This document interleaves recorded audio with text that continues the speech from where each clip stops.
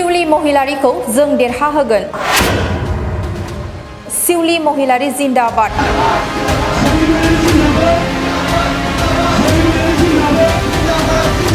सिउली madam फैनायखौ आं बिराद गोजोननाय मोनदों। जों देरहाहोनानै जयग'थ खालामगोन। क'क्राझार जिल्लानि 3 नं क'क्राझार आसाम बिधानसभा बियाबाव सिउली महिलारिया बियाबनि दाब दाब जायगायाव रायजो राजाफोरनि खाथियाव नुजाथि हैदों। थिग बेबायदिनो बियाबनि सरलपारा ओनसोलनि बिसायख'थि फोसावदिं मेलनि हाबाफारियाव बिपिएफ दोलोनि बिजाथि मुस्रिमा सिउली महिलारिया बाहागो लानानै खौरां बिजोङाव फोरमायो दि इउपिपिएल दोलोनि गोबां सुबुंफोरा जयनिं जागोन आरो बयनिबो सहाय मोननायनि थाखाय साबायखर बावो।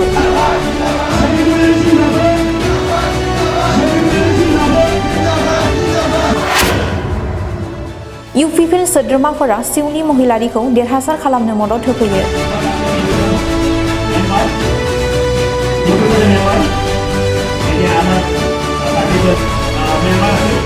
रायजो राजाफोरा बिपिएफनि बिजाथि मुस्रिमा सिउली महिलारिखौ सरलपारा ओनसोलाव फैनायखौ जोबोर गोजोननाय फोरमायदों। मिजिं खालामोदि बिजाथि महिलारिखौ जोंनि सुखु दुखुखौ नायगोननि आसा खालामदों आरो जों देरहाहोगोन होनना खौरां बिजोङाव सरलपारा ओनसोलनि सुबुङा फोरमायो। बिसायख'थि फोसावदिं मेलनि हाबाफारियावनो सिउली महिलारिखौ देरहासार खालामनो इउपिपिएल दोलोनि मावथि आरो सोद्रोमाफोरा लोब लोब ओंखारनानै बिपिएफ दोलोआव जयनिं जानायखौ नुनो मोन्दों।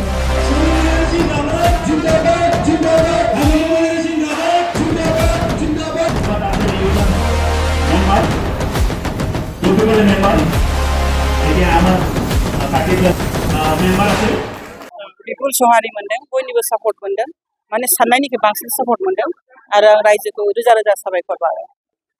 जुजिनाया माने बेबायदि जानाय नङा। बिथाङा आंनि कम्पेयार टु मी माने बड' उइक 5 बोसोर बिथांखौ नायखांखाबाय रायजोआ आरो एबारावहाय माने आंथ' सानो इउपिपिएलनि बुहुत मानसिया आंजों जगाजग खालायगासिनो दं, जयनिं खालायगोन आरो गामि गामिनि जयनिं खालायगोन। दा बाहाय मेन मुद्दाया जाहैदों डेभेलपमेन्ट, जौगाथिनि। बाहाय खुनु पार्टिनि खोथा गैया। रायजो राजायाथ' बयबो एखेयानो, बिपिएफ इउपिपिएल जेबो खोथा गैया बाहाय। ओंखायनो बयबो ओंखारना फैनांगौ। इभेन लरेन्स इस्लारियाबो आंनि मथेबा सापर्टसो खालामनांगौ आंखौ बर' हिसाबै, आइजो हिसाबै। आङो डेभेलपमेन्टखौ फार्स्टआव नागिरदों। दा अनेक जायगायाव दाबो लामाफ्रा मोजां जाजोबाखै। जेरैहाय होनदों दै लोंनायनि बेबस्था गैया। ओमफ्राय अबेबा गामियाव बिराद खुरख'नानै दं, दैफ्रा खुरख'नानै दं, बेखौ आं नायग्रोगोन। बेनि उनाव बाखि इयुथफोरनि थाखाय, वमेन्सफोरनि थाखाय डेभेलपमेन्टनि थाखाय खामानि।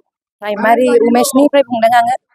जाहाथे जोंनि नैबे सरलपारा ओनसोलाव सिउली मेडाम फैनायखौ आं बिराद गोजोननाय मोनदों।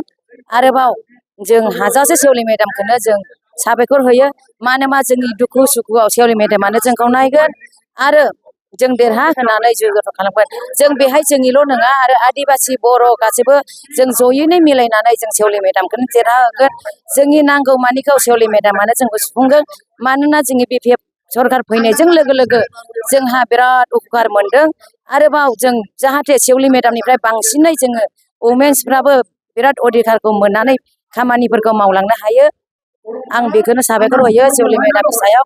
आरोबाव जोङो नैबे सिउली मेडामा जाहाथे नैबे भट जोबनायनि लगे लगे जोंखौ आरो बांसिनै नायलांथों